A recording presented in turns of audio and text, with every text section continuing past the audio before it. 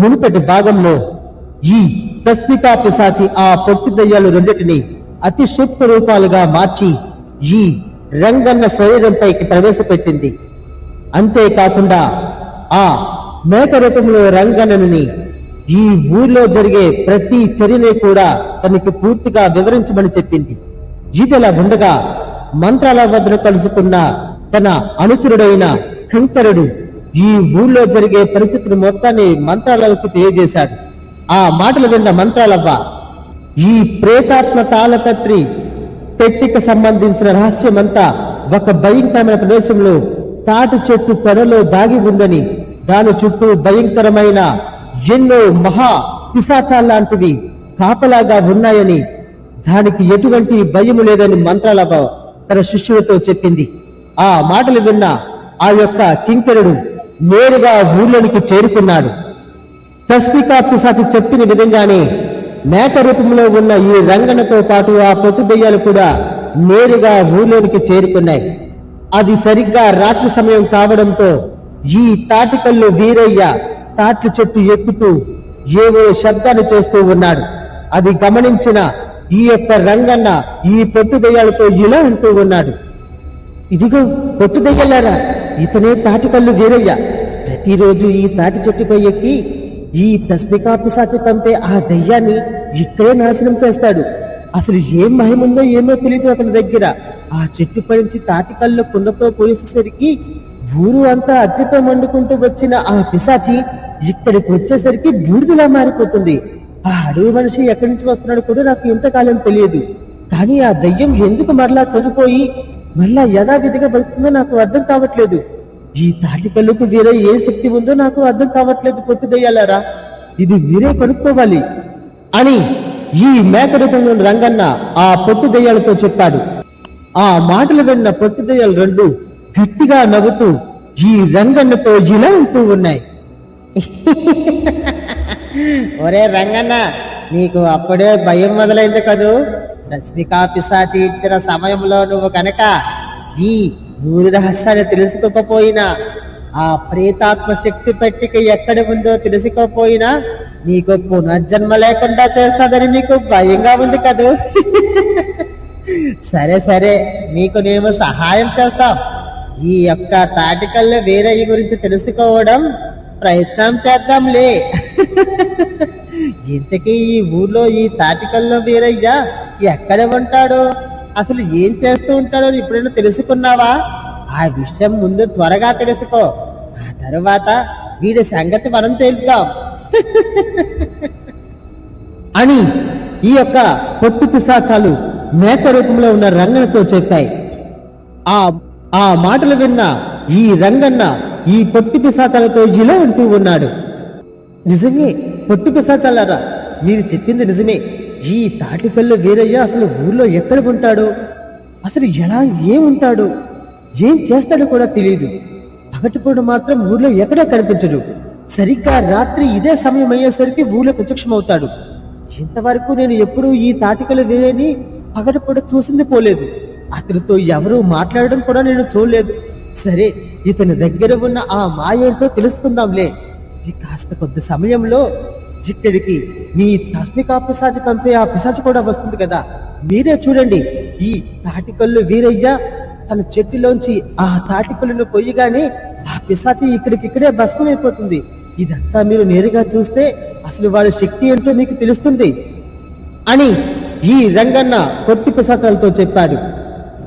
అనుకున్న విధంగానే వాళ్ళ ముగ్గురు ఆ తాటికల్లు వీరయ్యని కనిపెడుతూ ఉన్నారు.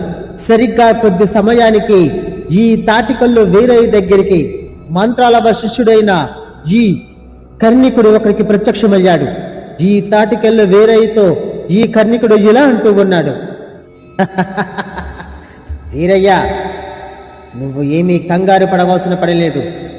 ఈ ఊళ్ళో నువ్వు జరపవలసిన ఆనవాయితీ యథావిధిగా జరిపించు. మనకి వెన్నెముకగా ఉన్న మంత్రాలు ఉన్నంత వరకు మనం దేనికి భయపడవలసిన అవసరం లేదు.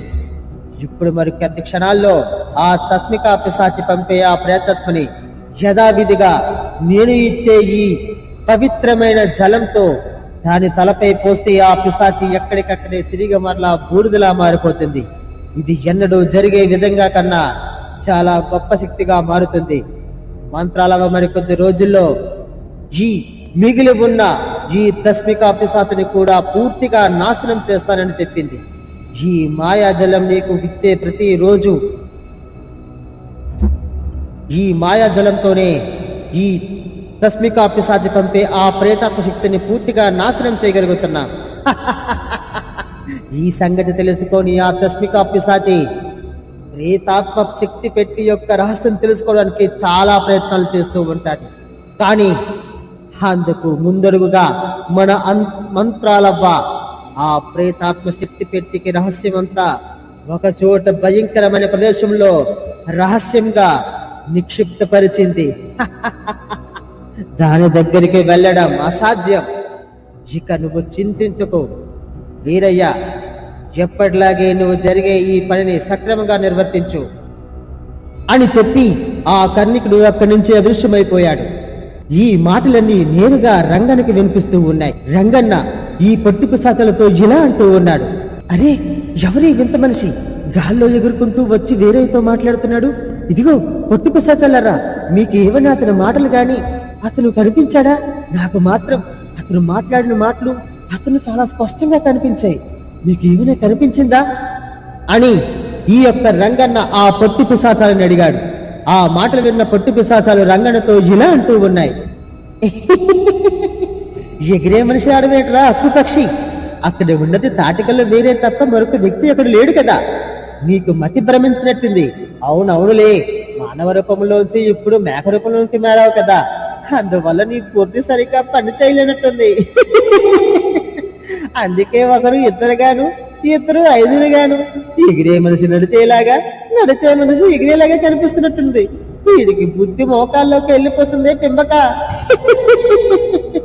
ఇదిగో కళ్ళు దగ్గర పెట్టుకుని చూడు, అక్కడ ఉన్నది తాటికల్లో వీరయ్య మాత్రమే. నువ్వు భ్రమలో ఉండి మమ్మల్ని భ్రమలో పెట్టవద్దు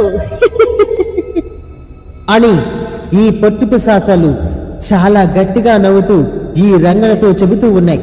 ఆ మాటలు విన్న రంగన్న ఇలా అంటూ ఉన్నాడు, అరే పొట్టి పిశాచాలరా, నేను చెప్పేది నిజం. నిజంగానే ఇక్కడ ఒక భయంకరమైన ఎగిరే ఒక వ్యక్తి ప్రత్యక్షమయ్యాడు. అతను రంగన్నతో అతను ఈ తాటికల్లు వేరేతో ప్రేతాత్మశక్తి గురించి ఏదో చెప్పాడు. అంతేకాదు వీళ్ళిద్దరికీ వెనకాల మంత్రాల ఉందంట. ఇప్పుడు ఆ ప్రేతాత్మ శక్తి పెట్టి యొక్క రహస్యం గురించి ఎక్కడో భయంకరమైన ప్రదేశంలో దాచిపెట్టి ఉంచిందంట. ఈ సంగతి మనం వెంటనే తస్మికా పిశాచ్కి తెలియజేయాలి. ఎలాగైనా సరే మనం తస్మికా పిశాచ్కి సహాయం చెయ్యాలి అని ఈ యొక్క రంగన్న ఆ పొట్టి పిశాచాలతో చెప్పాడు. ఆ మాటలు విన్న పొట్టి పిశాచ రెండు గట్టిగా నవ్వుతూ ఇలా అంటూ ఉన్నాయి, అరే ఒరే టింబక, ఏం మాట్లాడుతున్నావురా? నువ్వు మాట్లాడేది నిజమేనా? ఏంటి ఈ తాటికెళ్ళ వీరే దగ్గరికి వచ్చి ఒక ఎగిరే మనిషి ఆ ప్రేతాత్మ శక్తి పెట్టి గురించి చెప్పాడా? నిజంగానేనా? అలా అయితే ఖచ్చితంగా నీకు మంచి రోజులు రాబోతాయి. అంతే గనుక నువ్వు ఈ గండం నుంచి తప్పించుకోవాలని ఏ మాత్రం అబద్ధ వార్తలు చెప్పినా ఆ తస్మికా పిశాచిని ఖచ్చితంగా నవ్వులు మింగి చంపేస్తుందిరా మూర్ఖుడా. అయితే ఇక్కడికి మంత్రాలవ సంబంధించిన శిష్యులు ఉన్నారన్నమాట. ఇంతకాలం ఈ ప్రేతాత్మ తాళపెట్టి శక్తి ఎక్కడ ఉందో తెలియక తస్మికా పిశాచి ఆ భూగర్భంలోనే ఉండిపోతుంది. ఇక్కడ ఇప్పుడు మంత్రాలవ శిష్యులు తిరుగుతున్నారనే విషయం తెలుసుకుంటే ఈ తస్మికా పిశాచి మొట్టమొదట ఆ శిష్యులందరినీ తన చేతిలో పీల్చి పిండి చేసేస్తుంది. ఆ తరువాత మంత్రాలవని మక్కలు ఎరగగొట్టి చుట్టూ గిరగిరా తిప్పి విసిరేస్తుంది. మా తస్మికా పిశాచికి మరికొద్ది రోజుల్లో ఆత్మశక్తి పెంపొందించుకుంటుంది. ఆ తరువాత మా తస్మికా పిశాచిని ఎవరూ ఎదిరించలేరు. సరే సరే, నువ్వు చెప్పిన విధంగానే ఇక్కడ ఉండి అంతా కనిపెడతాం. ఈ తాటికల్లు వేరే శక్తి ఏంటో మన కల్లారా చూద్దాం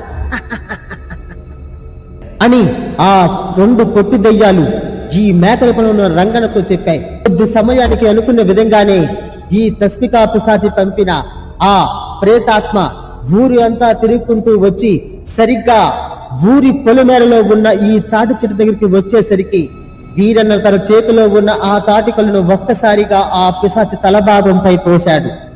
వెంటనే ఆ పిశాచి ఎక్కడికక్కడే బూడిదలా మారిపోయింది. అది చూసిన ఈ రంగనతో పాటు ఈ పొట్టు దయ్యాలు రెండు ఆశ్చర్యపోయాయి. పొట్టు దయ్యాలు ఈ రంగనతో ఇలా ఉంటూ ఉన్నాయి. అరే డింబక, నువ్వు చెప్పింది నిజమేరా. ఈ తాటకల్లో వీరయ్య దగ్గర ఏదో మహిమ ఉంది. తన చేతిలోంచి పోసిన ఆ ఒట్టి నీళ్ళకే ఈ భయంకరమైన పిశాచి ఒక్క దెబ్బకి బూడిదలా మారిపోయింది. ఇక వీడిని కూడా బూడిద చేసే సమయం దగ్గరలోనే ఉంది. మా తస్మికా పిశాచి వీడిని కూడా తన రెండు కళ్ళతో అక్కడికక్కడే భస్మం చేసి పారేస్తుంది అని ఈ పొట్టు దయ్యాలు రెండు చాలా గట్టిగా నవ్వుతూ ఉన్నాయి. ఆ మాటలు విన్న ఈ రంగన్న పొట్టు దయ్యాలతో ఇలా అంటూ ఉన్నాడు. అరే పొట్టి పిశాచాలారా, ఇక మనం సమయం వృధా చేయకూడదు. ఇక్కడ జరిగిన సంఘటన ఖచ్చితంగా ఆ తస్మికా పిశాచికి తెలియజేయాలి. ఈ తాటికల్లు వేరైతో పాటు ఈ ఊళ్ళోకి ఎగిరిన ఆ వింత మనిషి గురించి కూడా తెలియజేయాలి. అంతేకాదు ఈ ఊళ్ళో మంత్రాలవకు సంబంధించిన అడుగుజాడలు కూడా ఇక్కడే ఉన్నాయని చెప్పాలి.